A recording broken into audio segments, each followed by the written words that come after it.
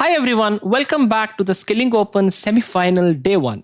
It was a 4-game match between Magnus Carlsen and Jan Nepomniachtchi on the first day in the rapid section.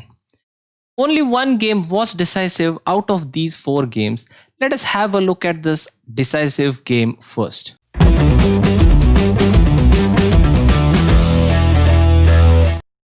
Magnus started with the move d4 in the first game of the rapid section, to which Nepomniachtchi had decided to go for the Grunfeld defense, which starts with knight f6, c4, g6, knight c3. Here, if black goes bishop g7, it goes into the King's Indian opening, and if black decides to play d5 to hit in the center, it becomes the Grunfeld defense. So after d5, Carlsen wanted to play the bishop d2 line after the exchanging of the pawns. C d5, knight into d5, bishop comes to d2. Now the point is, white wants to fight for this long diagonal after the bishop comes here and try to release the pressure on d4 a bit. And in a few lines, it is also ideal for white to exchange this bishop for the g7 bishop, which would weaken the dark squares on the king side for black, which white can exploit. So bishop g7, e4. Now black has another main line here starting with knight b6.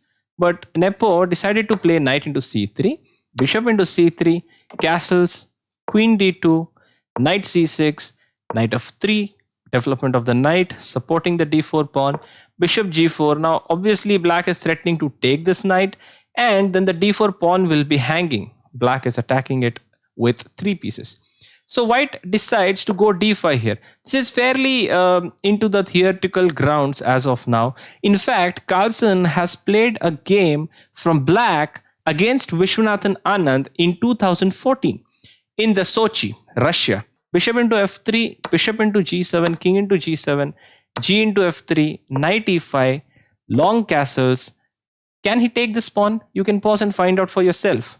If black decides to play knight into f3, this is a big blunder because of the move queen c3, giving a check and attacking the knight. It's a simple double attack.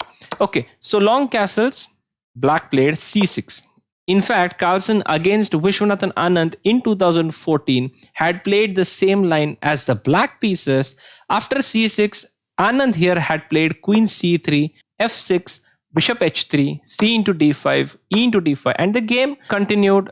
And it was a draw in the end after 48 moves. Let us go back to what Nepomniachtchi did on the 14th move. Instead of queen c3, Nepo played bishop h3, straight away controlling the c8 square and this long open diagonal where the bishop is also very active. Okay, king g8 was played.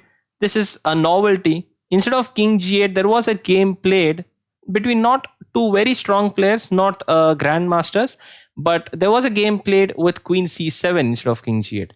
Queen c3, king g8, and the position seemed to be fairly equal. But in the game, Nepo played king g8 directly. This is a novelty. Queen c3, attacking the knight. Now here comes the critical moment in our game.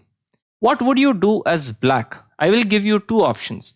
Please select out of them. One is queen c7, another is queen b8. Which one would you choose? Nepomniachtchi in the game chose queen b8, which turned out to be a horrible blunder, and he lost the game instantly.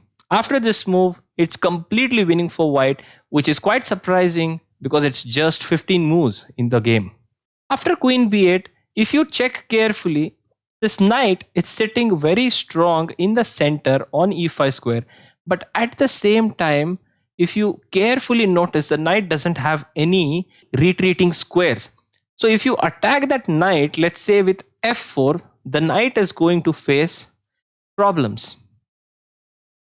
But in this case, there is a tactical solution. Black can play knight g4. Now, if white decides to take, there is queen into f4 attacking the queen and the bishop at the same time. The king has to step out of the check, after which black can simply take queen into g4. And black has in fact won a pawn on f4, extra pawn. So instead of f4, we need to do something about this diagonal and that queen f4 check resource, so that knight g4 would not work. I would invite you to pause here and find what would you do as white if you were in Carlsen's position. white should play d6. If you have guessed this move, brilliant. After d6, the point is black's diagonal is getting controlled. It's based on closing the line. The diagonal is closed. Now after d6, e into d6, f4. In the same variation, if bishop into g4, there is no queen f4 check. This pawn has come to d6 square. And at the same time, after d6, if it doesn't take, white is also threatening to take this pawn, take this knight at the same time. Too many threats to defend. So after d6, e into d6 was played in the game. f4, black played rook e8, understanding the fact that he has completely blundered his knight and the knight is going to fall apart. But Carlsen did not rush in this position. He could have taken f into e5, but then black gets some counterplay after f into e5, rook into e5. If you play something like queen g3, then there is rook into e4. Okay, white is still better, a piece up. Carlsen found something much better than this without giving any counterplay to Nepomniachtchi. The point here is this knight, after the move rook e8, still doesn't have any retreating squares. So instead of rushing into this move, Carlsen very calmly played rook h to e1, defending the e4 pawn, improving this rook in the corner, and saying that your knight is still trapped. What are you going to do about it? After rook e1, a5 was played. Even now, not f into e5 because black's knight is still stuck. Another improving move. This is the true class of a very strong player. King b1, improving his position to the utmost possible situation, and then later deciding to take the knight on e5.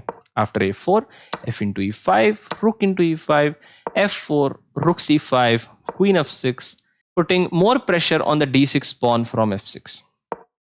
a3 was played. Obviously, white will play b3. White would not like to open up the lines, so keeping things blocked on the queen side. Black played rook h5. Rook into d6 was played. Queen e8, trying to regroup his pieces and come for the aid of this king on the king side. But now came another brilliant move. In fact, if you look at this position here, there is a critical point on d8 which you can use to pin the queen and do a back rank checkmate to black's king.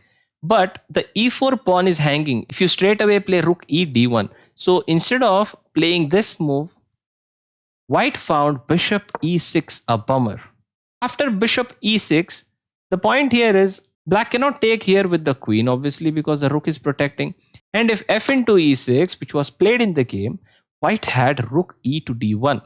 Asking a question to this rook, what are you doing here? You are supposed to guard the back rank.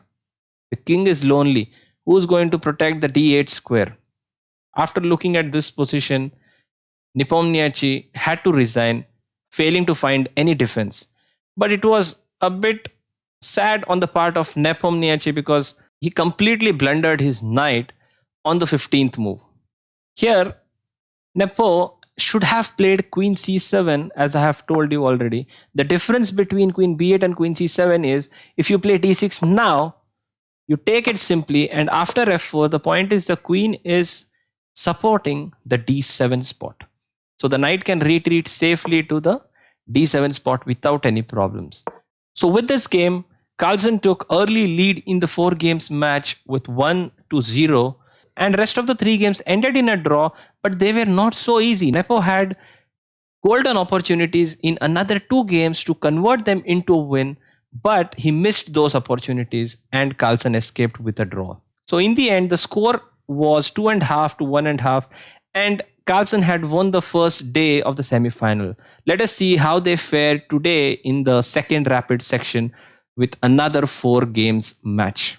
If you have found this video instructive, do like the video. You can also dislike it if you did not like it at all, and subscribe to our channel. Also, do not forget to click the bell icon so that you will get the notification as soon as we upload a new video for you. Thanks a lot, guys.